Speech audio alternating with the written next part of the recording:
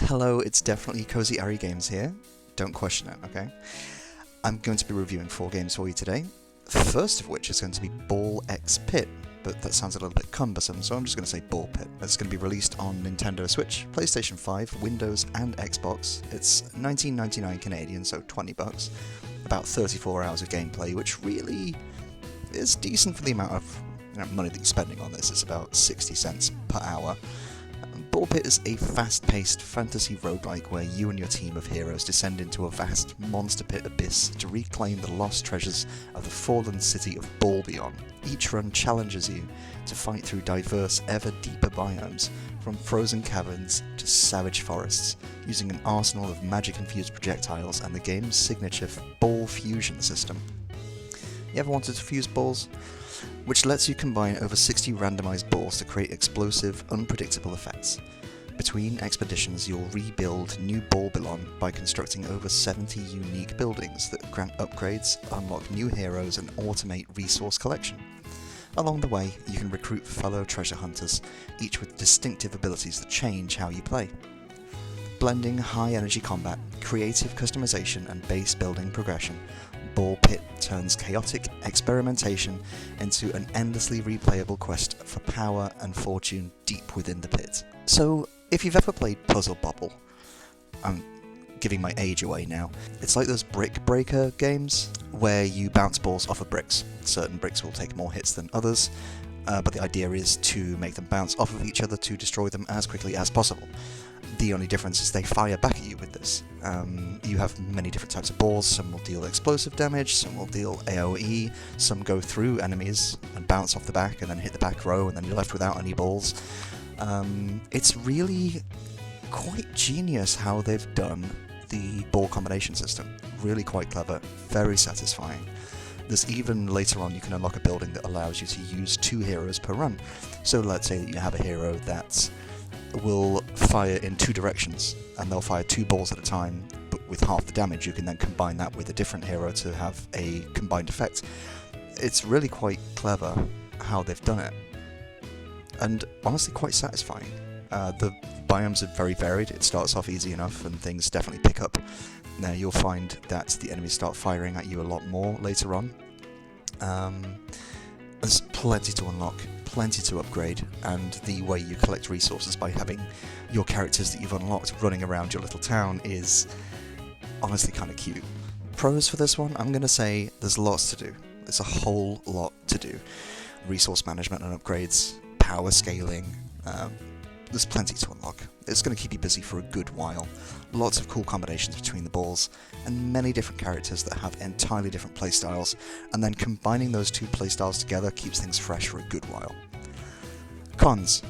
It starts off hard enough, but once you've learned the better combos to get, especially when you can combine 2 characters together, you become quite powerful quite fast. Using the power scaling buildings really jolts your stats quite quickly. So it does kind of become a little easy, and with it being so easy, it can become a little repetitive. Shine starts to wear off towards the end of the game. Once you've done all of the first level and second level and third level with all of the characters, it can lose its shine a little bit. I'll give a rating of about 7 out of 10 for this one. I really wanted to do a little bit higher, but nah, I feel that's fair. Slots and Daggers, released on PC for $10.49, lowest price of $7.34. It's about 5.5 hours long, so it's about 52 cents an hour if you're calculating that. Slots and Daggers is a quirky, fast-paced indie game that fuses fantasy RPG with a slot machine twist. Created by the solo developer behind Summer House, it offers a short but punchy 4 to 8 hour campaign filled with goblins, numbers, and chaotic pling pling pling arcade energy. You'll spin the slots to trigger attacks, earn coins, and face off against weird enemies in a crudely drawn retro fantasy world brought to life with crunchy hip-hop beats and playful visuals. Alongside its main adventure, the game includes an Egg Arena high score mode for players who crave an extra challenge. Small, strange, and lovingly crafted, Slots and Daggers delivers a compact blend of roguelike action, arcade satisfaction, and offbeat charm. Now, I will say about this, I wish it was longer. My god, do I ever wish it was longer. I thoroughly enjoyed it. There was plenty of stuff to unlock, plenty of stuff to keep you busy. It is a roguelite because there's permanent upgrades you can get. Definitely go for the more slots to begin with if you are playing this game. I also wish there was more of a like mage versus physical to start off with. Essentially, at the beginning of the run, you choose 3 items to then take with you. You can upgrade those items, sell them, change them for different things. It would have been nice to have more items for a more customizable start. If you want to play a rogue, if you want to play a paladin type thing, if you want to be a mage, like, it would have been really cool if they could have implemented a lot more items to start off with, a lot more routes, and more to the game. I mean, 5 hours, it was fun. Like, I wanted more. It left me wanting a whole lot more. The Egg Arena high score mode, sure, it's something, but alternative stories, alternative paths, just more of the game, please. More bosses, more enemies, more everything would be great. Pros for this one, it's going to be a beautiful pixel art style reminiscent of the Game Boy. Lots of interplay between items and permanent upgrades. Plenty going on with a simple playstyle that initially draws you in. For the gamers out there, timing, the way that you click your items to critically hit is very satisfying. You can watch the wheels go around and try and time it for getting 3 in a row. It really does draw you in. There's cool items, lots of upgrades, it's easy enough to learn and enjoy. Cons, I mean, you know where I'm going with this one, it's way too short. I mean, the price at what it is definitely qualifies that. For the length of the game, the price is good, but with how enjoyable it was, how much I thoroughly wanted to stop everything I was doing and just go and, like, play more, have another run, one more time, it seems a shame that there's just not more of it. Overall, I'm going to give this one an 8 out of 10. Next up is Town to City, which is released on PC, $32.50 regular price and about $29.25 on sale. Town to City is a cozy, grid-free city builder that lets you craft a vibrant community entirely your way. You can freely place homes, shops, parks, and natural features to design a charming town that grows into a thriving city, hence the name. Whether playing through the story campaign or relaxing in sandbox mode, you can focus on aesthetic perfection, placing every flower bed with care, or on expanding your economy and population. As your settlement flourishes, you'll manage citizens' needs, provide amenities for different social groups, and even watch families form and grow in the homes that you've built.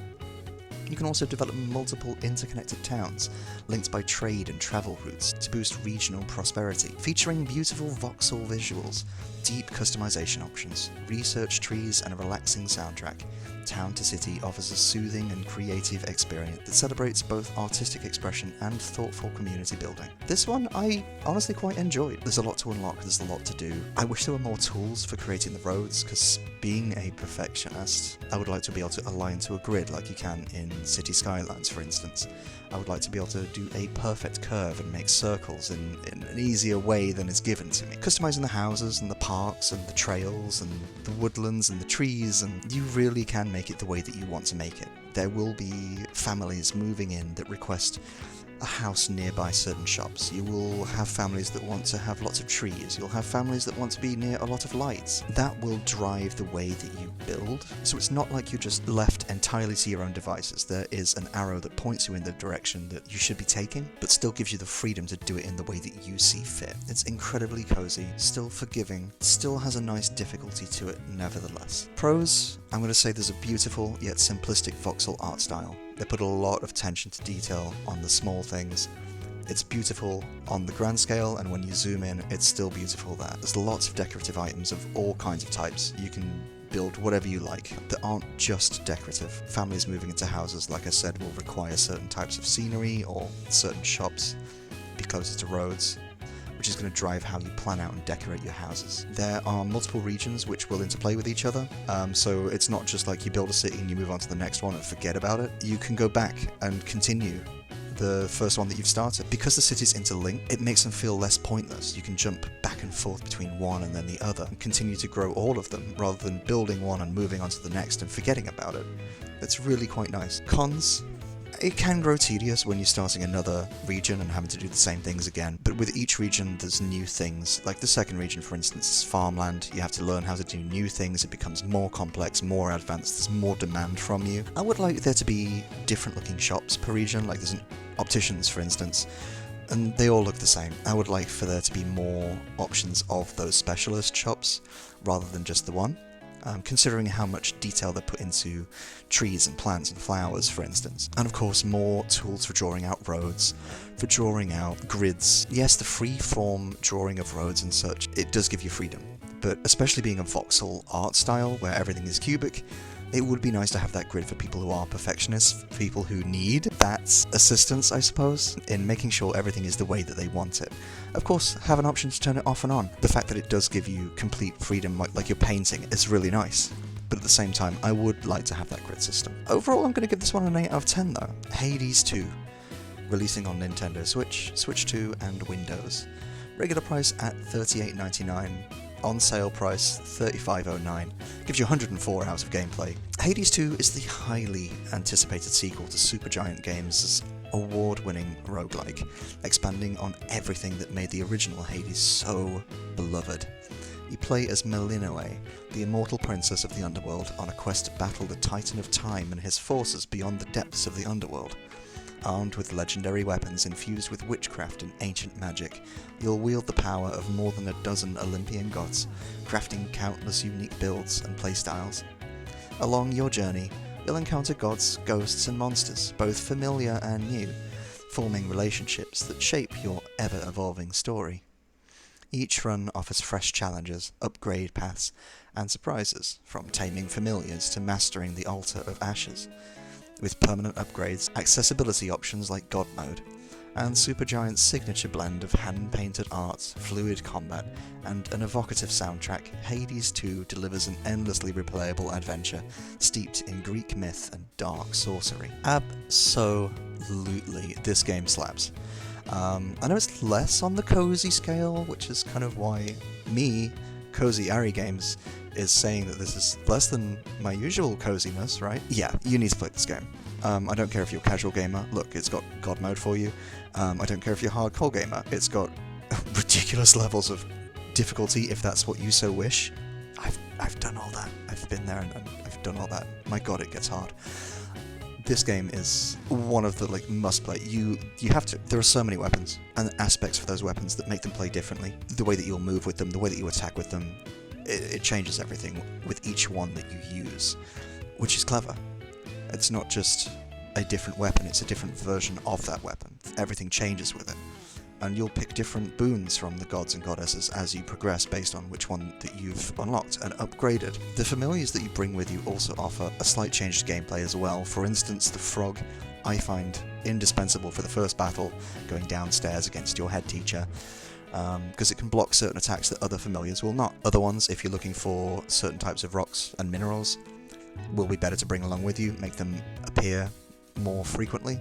Story-wise, fantastic. Every time you go into a new run, there's new voice lines. There's stuff that I've never heard before. I don't think I've heard a single thing repeated. Another cool thing that they've done with this one is there's not just a single route that you can take. They've been working on it a good while and it shows. It is polished. This thing is absolutely polished to a mirror shine. Pros, it's more of the old game. I mean, who wouldn't want that? There's 2 paths to take, like I said, many weapons to choose from with many different playstyles for each, lots of boons that will work together. You can decorate the hell out of the crossroads. You can make it all pretty. It's fantastic. The whole game runs smooth as butter. The voice acting, there's so much of it, and it is impeccable. The whole game, all around fantastic. The music's beautiful, the scenery is beautiful, everything about this game is beautiful. If you've not played it, do it. Cons, not really much of anything. I wish the paths branched a little to go through different areas, face different bosses. However, there is an option to have a harder version of each boss, so that's at least something. Nevertheless, there's a lot of game here. Final rating on this one, I'm going to give 9.8 out of 10, and that'll do for now. That's 4 games that you should probably go and play, honestly. Even 5 hours, slots and daggers, just for one evening. $5, well worth the money. This has been Cozy Ari Games. I'm still Ari, signing off.